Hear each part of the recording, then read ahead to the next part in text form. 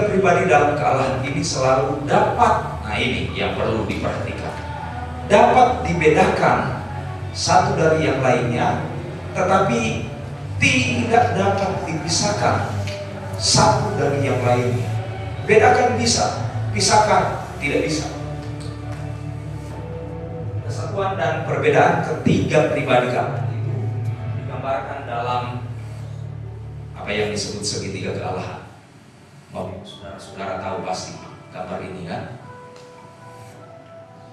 Bapa adalah Allah, Tuhan adalah Allah, Anak adalah Allah, Roh Kudus adalah Allah.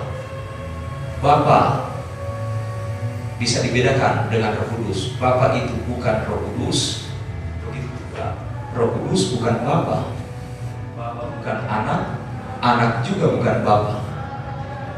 Anak bukan Roh Kudus, Roh Kudus juga bukan Anak. Jadi tiga pribadi yang independen, yang berbeda, yang tidak bisa dibilang terpisah. Tiga pribadi yang berbeda tapi tidak dapat dipisahkan. Penjelasannya gampang sekali. Manusia diciptakan menurut gambar dan rupa Allah. Alkitab bilang Alkitab bilang di dalam manusia kita tiga bagian. Roh, mana yang betul? Roh, jiwa, tubuh atau tubuh, jiwa, roh? Ya? Roh, jiwa, tubuh atau tubuh, jiwa, roh?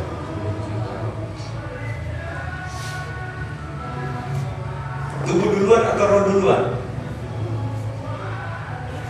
Konsep Alkitab, roh, jiwa, dan tubuh. Manusia itu adalah roh yang memiliki tubuh, bukan tubuh yang memiliki roh. Alkitab bilang semoga roh, jiwa, dan tubuhmu terpelihara dengan baik-baik saja. Surat Tesalonika 1 Tesalonika 5 ayat-ayat terakhir. Semoga roh, jiwa, dan tubuhmu. Kita adalah makhluk roh yang punya tubuh. Kita bukan makhluk jasmani tubuh yang punya roh. Kebalik. Kita diciptakan menurut gambar dan rupa Allah. Tritunggal Allah itu terpancar, dapat dilihat dari Tritunggal manusia.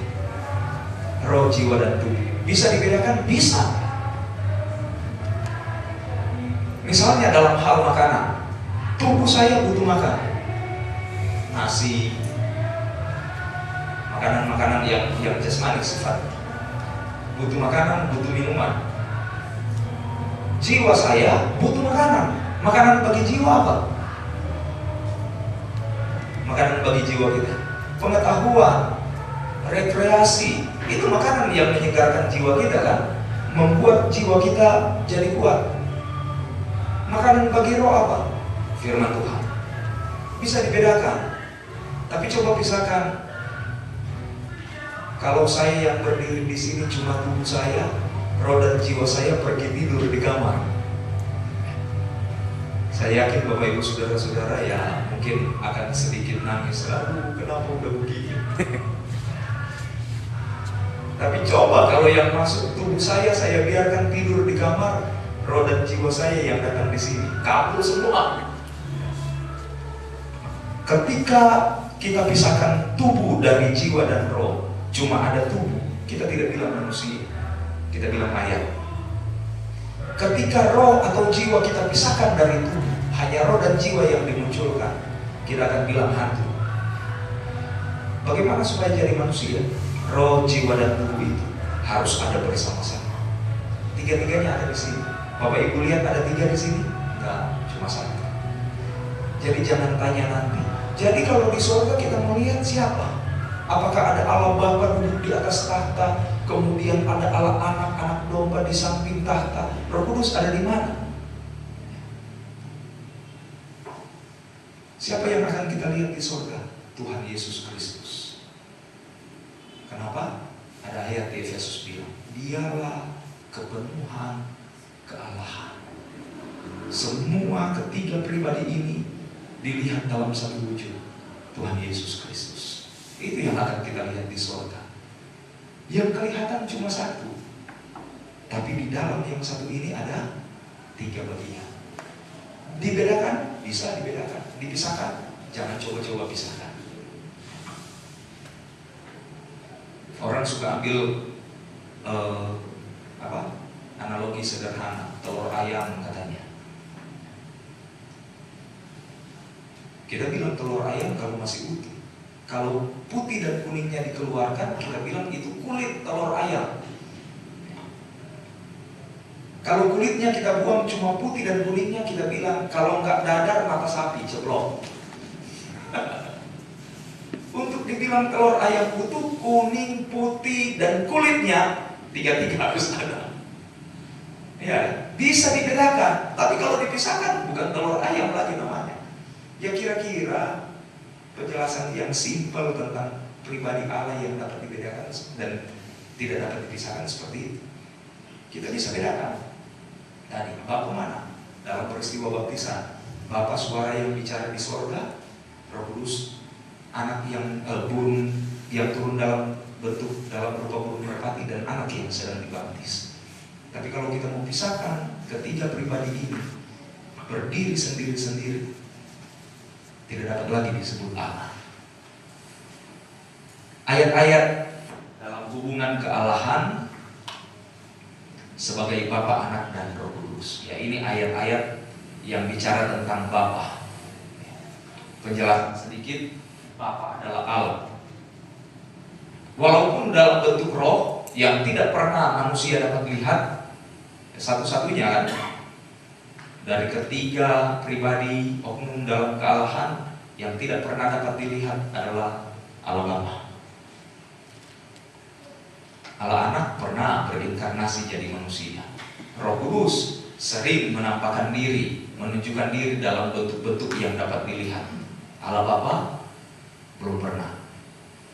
Suatu pribadi yang nyata, Bapa adalah kekal, ada dengan sendirinya, tidak dapat dilihat, invisible, dan tidak terancam kematian, berdiam dalam terang yang tak terhampiri oleh manusia.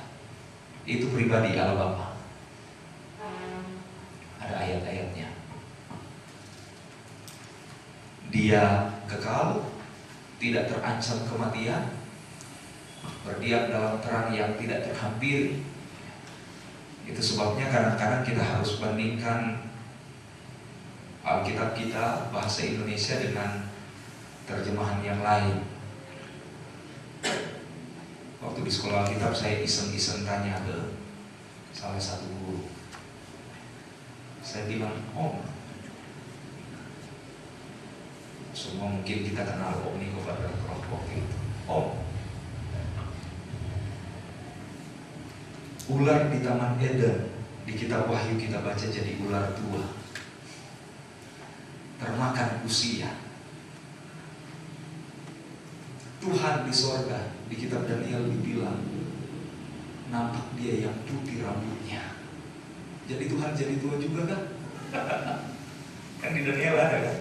Duduk di atas tahta, dia yang putih rambutnya, yang lanjut usianya, yang lanjut umurnya. Allah itu dipakai yang lanjut umurnya.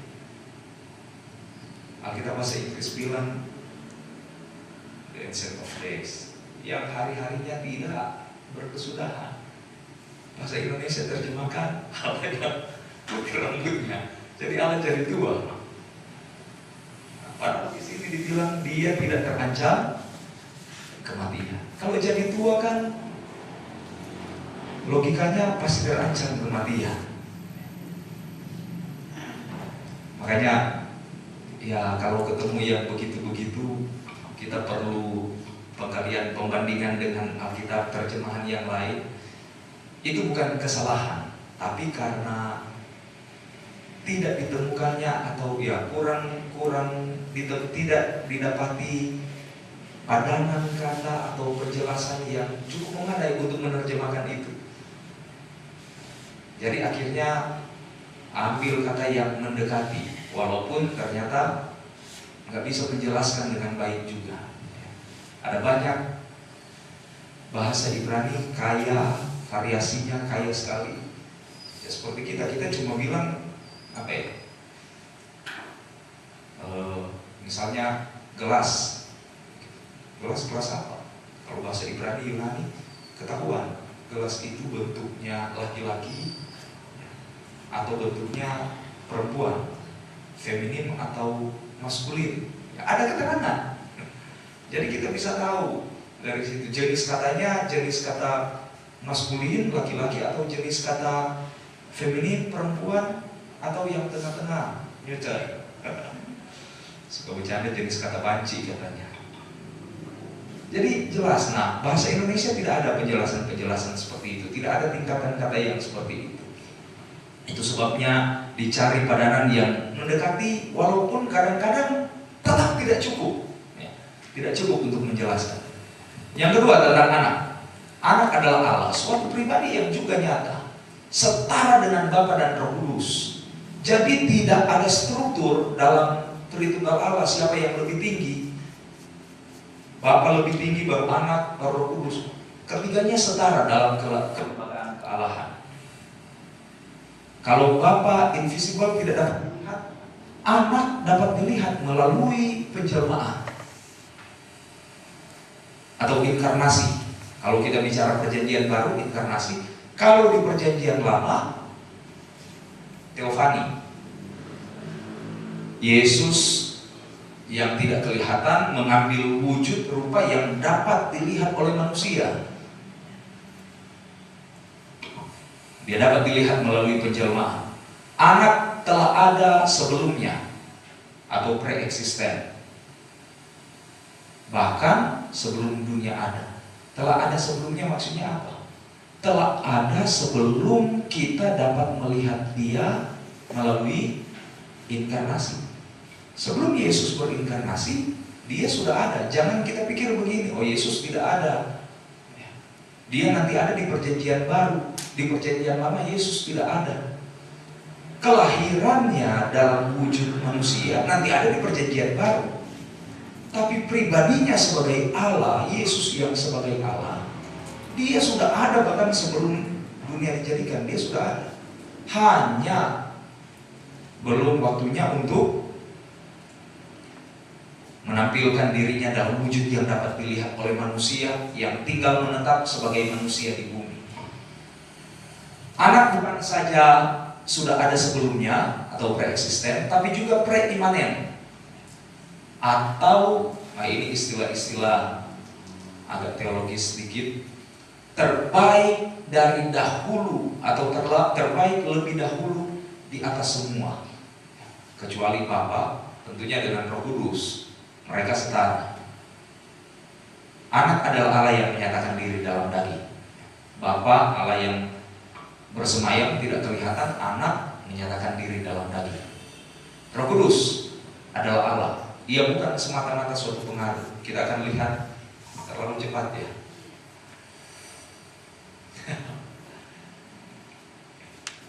Jadi setara. Yang harus kita ingat, ketiga-tiganya setara. Tidak ada satu yang lebih tinggi kualitasnya dari yang lain. Tidak ada satu yang dikatakan lebih hebat dari yang lain. Semua bekerja, ketika bekerja, ketiga-tiganya bekerja bersama-sama.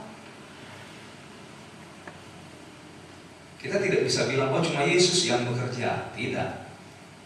Ketika Yesus bekerja, Alkitab katakan dia dipenuhkan dengan Roh Kudus sepenuh-penuhnya. Jadi ketika Yesus bekerja melayani di dunia, Roh Kudus ada di dalam dia sepenuhnya ikut bekerja. Allah Bapa ada bersama, ikut bekerja juga dalam karya penyelamatan. Roh Kudus adalah Allah. Ia bukan semata-mata suatu pengaruh. Nah, banyak aliran agama, bahkan ada gereja-gereja yang berkata bahwa Roh Kudus itu bukan Allah. Dia cuma sebagai suatu kuasa, dia cuma sebagai satu pengaruh.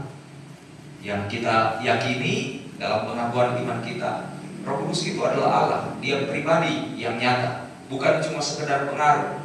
Sama setara dan sama kekal dengan Bapa dan Anak.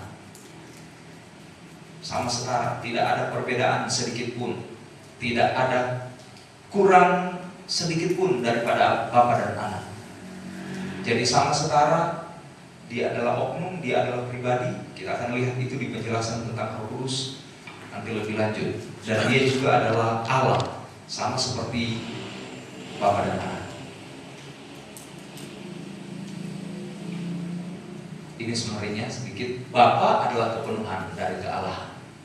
Segala kepenuhan dari kealahan. Tidak dapat dilihat, tidak ada bentuk, tanpa bentuk. Karena kalau dia sudah ada bentuk, artinya visible, dapat dilihat kan? Tidak seorang pun pernah atau dapat melihatnya. Tidak. Ketika Bapa turun, Tuhan turun di atas gunung Sinai, Alkitab bilang dia harus menyelubungi dirinya dengan awan kabut yang tebal, yang padat, supaya Musa tidak mati terkena dengan kemuliaannya. Tidak seorang pun dapat melihat, dapat atau pernah atau dapat melihatnya. Anak adalah segala kepenuhan dari kealahan. Coba lihat, semuanya segala kepenuhan dari kealahan. Dinyatakan atau dimanifestasikan, dijadikan supaya dapat dilihat. Satu-satunya pribadi Allah yang berinkarnasi, jadi manusia, dapat dilihat, dapat disentuh, diam di tengah-tengah manusia, itu adalah Anak Allah. Pribadi atau Roh Kudus adalah kepenuhan kealahan juga, bertindak langsung terhadap makhluk ciptaan, membuat pernyataan atau mewahyukan, mengilhamkan tentang Bapa dan Anak, memberi penjelasan tentang Bapa dan tentang Anak. Kita belajar Alkitab, kita belajar tentang Allah yang bertugas di situ untuk memberikan kita penjelasan yang benar tentang Bapa dan Anak, tentang pribadi Allah yang echad ini. Itu adalah pribadi Roh Kudus. Kalau Bapa tidak dapat dilihat, tidak ada bentuk, tidak ada tanpa bentuk, Anak dijadikan untuk dilihat, Roh Kudus lebih lagi. Sekalipun dia tidak dapat dilihat, tapi dia sangat berarti bagi kita. Karena dia bukan hanya membimbing dari samping kita, bukan hanya membimbing dari depan kita, tapi Alkitab katakan dia ada di dalam kita. Itulah luar biasanya Roh Kudus. Allah Bapa, manusia tidak ada satu yang dapat melihat. Yesus dapat dilihat. Tapi setelah penjelmaan, Alkitab katakan Yesus naik di sorga, duduk di sebelah kanan Allah Bapa. Dia tidak akan turun lagi ke bumi sebelum segala sesuatu dipulihkan. Karena kalau Yesus turun, artinya kiamat, kedatangan Tuhan kembali. Allah tetap hadir di bumi. Melalui siapa? Melalui Roh Kudus yang ada di mana? Yang ada tinggal di dalam diri kita. Dia bukan Allah yang jauh, dia bukan Allah yang sulit untuk dijangkau, tapi dia pribadi yang ada tinggal di dalam kita, memberikan kita tuntunan setiap hari, menjadi penolong bagi kita setiap hari, apalagi menjadi juru syafaat bagi kita dengan doa-doa yang tidak dapat kita ucapkan. Roh Kudus yang ambil alih dan mengucapkan itu bagi kita. Itu sebabnya ya sekarang kita bersyukur Tuhan ada di tengah-tengah kita. Bukan hanya di tengah-tengah kita, Tuhan ada di dalam kita. Melalui siapa? Melalui pribadi Roh Kudus yang memang masanya sekarang untuk bekerja. Allah Bapa sudah bekerja, Allah Anak sudah bekerja dan terus bekerja sampai sekarang.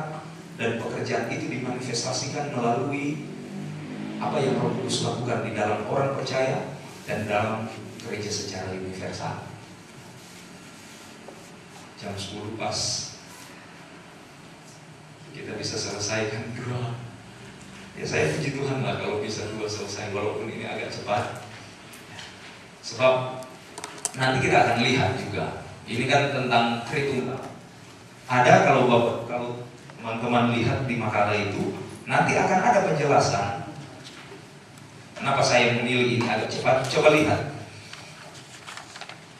Di bagian 3, dia bicara tentang Allah pencipta alam semesta dan manusia. Lebih bicara tentang pribadi Bapa di situ. Pengakuan iman yang keempat bicara tentang pribadi anak, Yesus Kristus. Pengakuan iman yang kelima bicara tentang pribadi Roh Kudus. Jadi pengakuan iman yang kedua ini sebenarnya jembatan atau seperti pengantar untuk kita masuk di ketiga, keempat, kelima. Makanya saya pilih kedua ini walaupun sebenarnya panjang, kita percepat saja karena kita akan agak perdalam itu di 3, 4, dan 5. Itu saja. Ada pertanyaan sampai sini?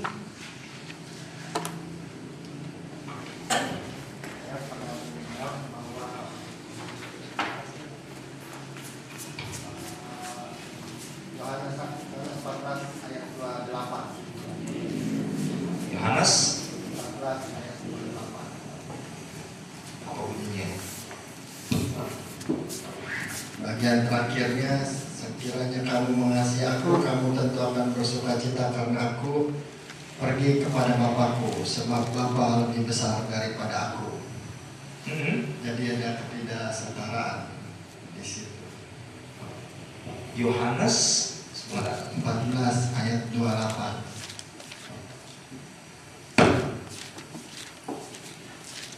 Jadi itu dijadikan alasan bahwa Bapa dan Anak tidak setara. Yohanes 14. Nah, dia sih nggak bilang nggak setara dalam itu, dia bilangnya dalam struktur Kelembagaan kealahan. ya, bukan dalam ininya. Yohanes 14:28 ya.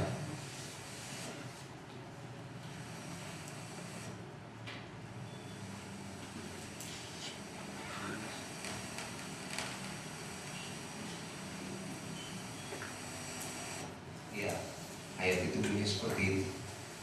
Bapa lebih besar dari aku. Oke, kasih waktu saya belajar malam ini. Ya. Besok saya akan usahakan jawab. Ada lagi?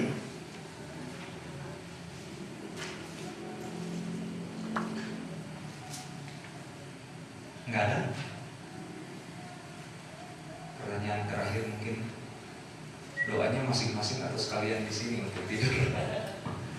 Baik, saya serahkan pada sahabat kata lagi.